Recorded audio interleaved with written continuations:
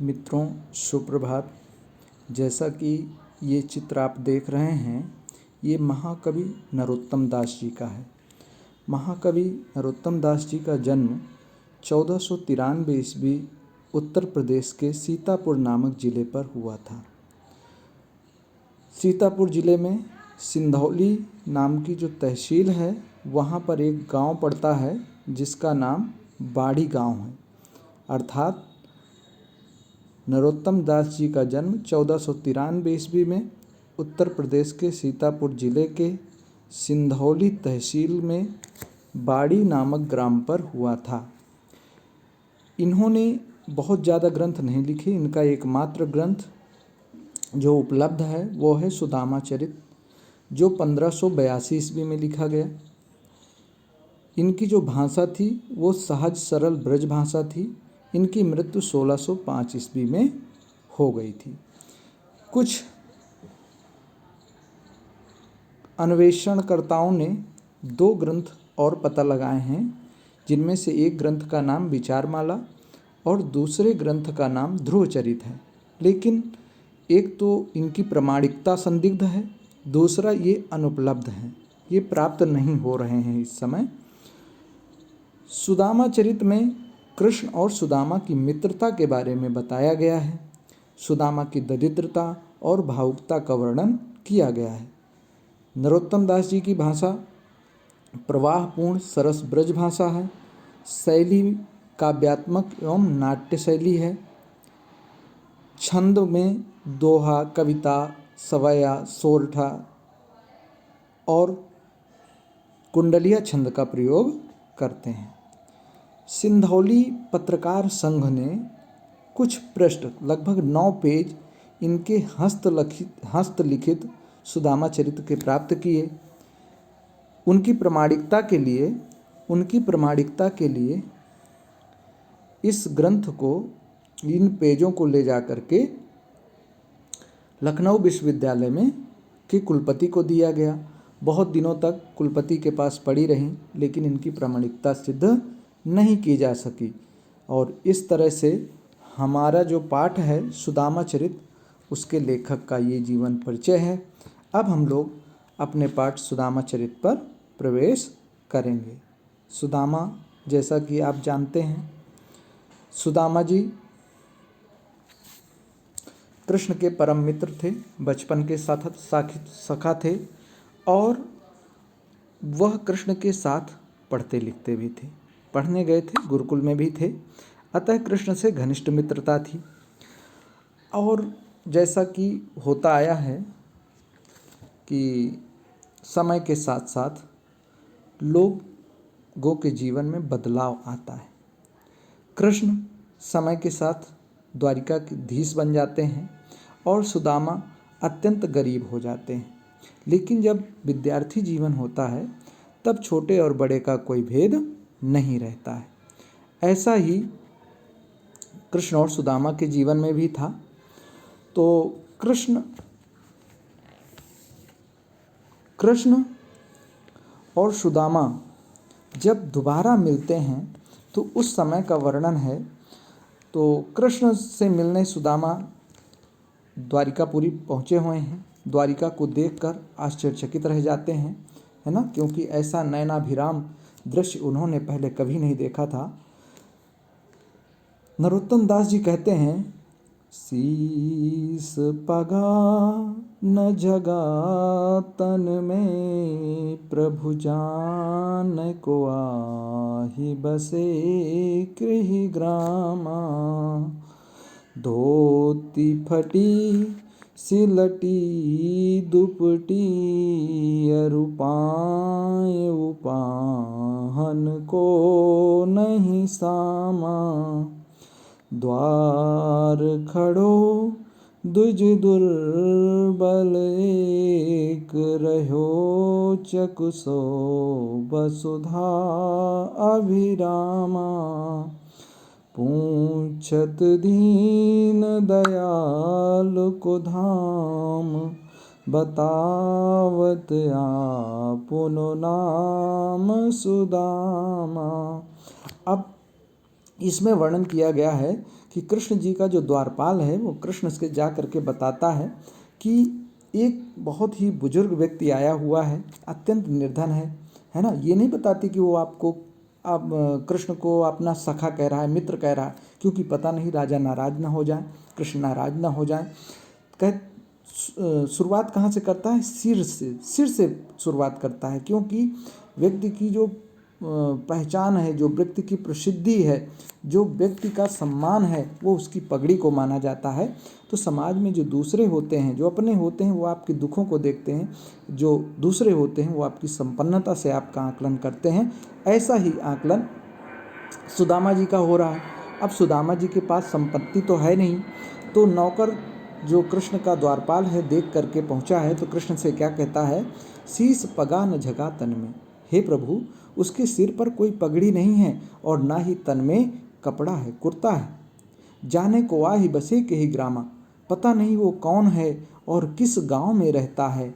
धोती फटी सी लटी दुपटी, उसकी धोती फटी हुई है, लपटी है ना, मतलब जो है एक दूसरे में गुजटी हुई है, और दुपटी है ना।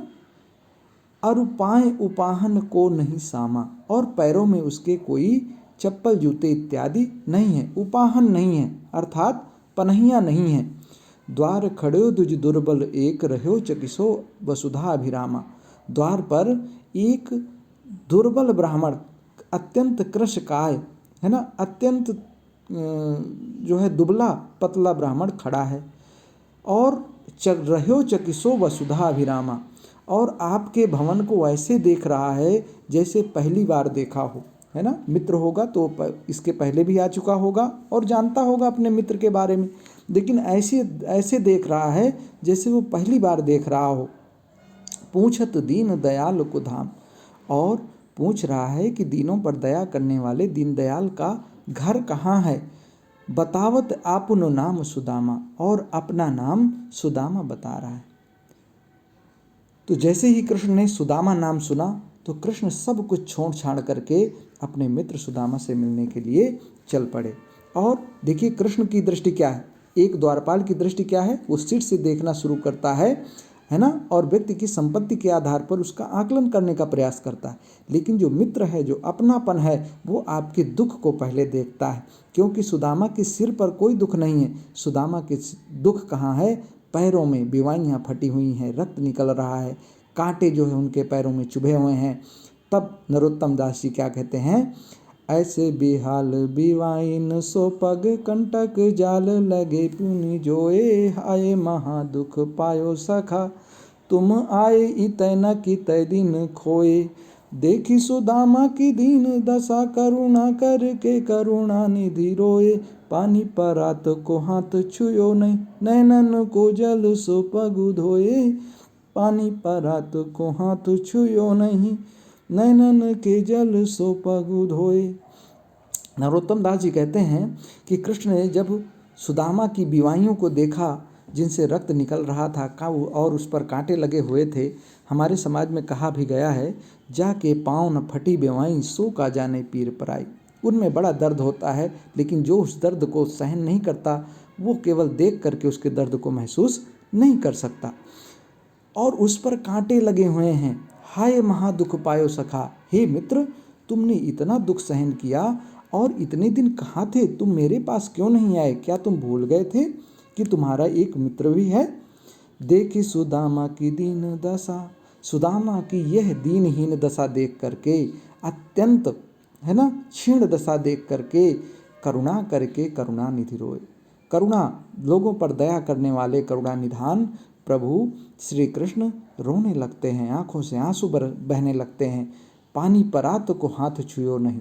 और जैसे कि पहले अतिथियों के सम्मान की एक परंपरा थी, वो थी पैरों का प्रक्षालन। जो भी अतिथि आता था, खास करके पूज्य अतिथि, उसके पैरों को जल से धोया जाता था और पानी के लिए एक परात, बड़ी सी थाली रखी जाती थी जिस पर पानी गिरता था।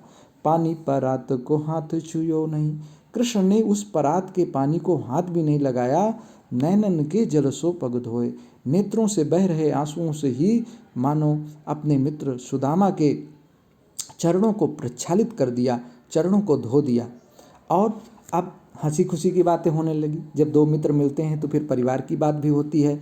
तो कृष्ण पूछने लगे कि आप इतने दिनों बाद आए हैं तो मेरी भाभी ने कुछ तो दिया होगा आपको। तो उन्होंने क्या कहा, कछु भाभी हमको दियो, सो तुम काहे न देत, चाप पोटरी काख में रहे कहो के ही हेतु। उन्होंने कहा कि हमें कुछ भाभी ने खाने के लिए दिया है, वो तो आप क्यों नहीं दे रहे हैं और उसे छिपा रहे हैं। कहाँ छिपा रहे हैं? काख में छिपा रहे हैं।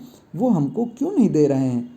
फिर कृष्ण पुरानी बात याद दिलाते हैं, जब बचपन में गुरु जी के आश्रम में एक बार गुरु माता ने उन दोनों को भेजा था लकड़ी लाने के लिए कि जंगल से सूखी लकड़ियाँ ले आइए, और फिर रात हो गई थी और उन्हें रात वहीं पेड़ पर चढ़ करके बितानी पड़ी थी। माता ने जो चने चबाने के लिए दिए थे उनको चोरी से सुदामा ने खा लिया था, कृष्ण को बिल्कुल नहीं दिया था। वही बात याद दिलाते हैं कि आगे चना गुरु मात दैत लय, तुम चाबी हमें नहीं दीने, श्याम कहो मुस्काए सुदामा, सुचोरी की बान महौ जो प्रवीणे, पोटरी काख में चाप रहे तुम, खोलत नाही सुधारस भीने, पाछिली बानी अजो न तजो तुम, तैसई भाभी के तंदुल कीन्हे। आगे गुरु माता ने जो चने दिए थे वो आपने सब चबा लिए थे, मुझको एक भी नहीं दिया था। श्याम कहो मुस्काए सुदामा सो, कृष्ण ने सुदामा से वह शिकायत की जो बचपन की घटना घटी थी। चोरी की बान में हौजो प्रवीण है, चोरी की कला में आज भी आप प्रवीण हैं।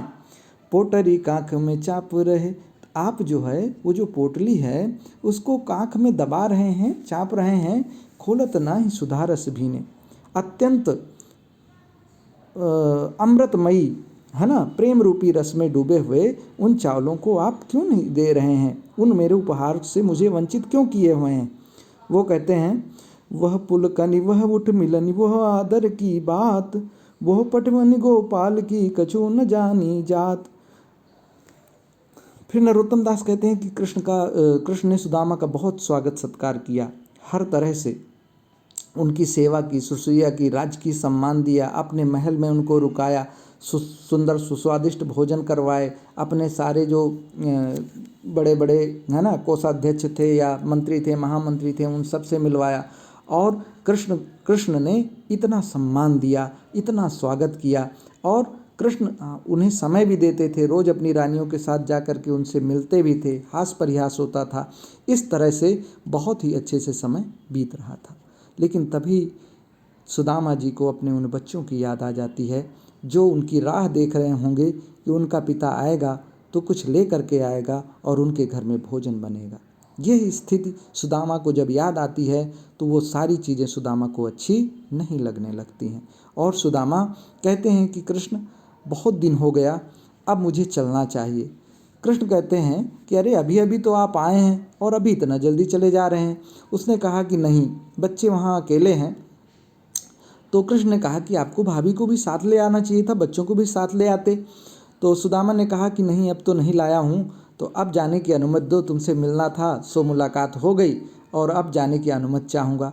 फिर जब वो बार बार कहते हैं तो कृष्ण जाने की अनुमति देते हैं। कृष्ण कहते हैं अपने नौकरों को बुला करके कि जा करके सुदामा नगरी तक छोड़ाओ। रथ के माध्यम से भेजते हैं तो मना कर देते हैं। सुदामा स्वाभिमानी है, सुदामा किसी का के उपहार को स्वीकार नहीं करते हैं। सुदामा क्या कहते हैं, नहीं मित्र, जैसे मैं आया था वैसे ही चला जाऊंगा, है ना। कोई भी लालसा, कोई भी इच्छा, कोई भी तृष्णा सुदामा के अंदर नहीं है। नहीं, दूसरे लोग तो बड़े प्रसन्न होते, क्या वाह, कृष्ण ने तो मेरे भेजने के लिए रथ का प्रबंध किया, लेकिन सुदामा ने स्वीकार नहीं किया। कहा मित्र, जैसे मैं भगवान का भजन करते हुए आया हूँ वैसे ही चला जाऊँगा। और जाने लगते हैं, लेकिन मन में जो एक मानव मात्र की इच्छा होती है ना, कुछ प्राप्त करने की, वह इच्छा उनके मन में भी थी, जो बार बार रह करके और उनके मन में आ रही थी। चूँकि वीडियो बड़ा हो रहा है इसलिए इसके दूसरे पार्ट में, नरोत्तम दास के दूसरे पार्ट में मैं बाकी सिलेबस को कवर करूँगा, बाकी पार्ट को कवर करूँगा। अब यहीं पर समाप्त करते हैं। आपका दिन मंगलमय हो।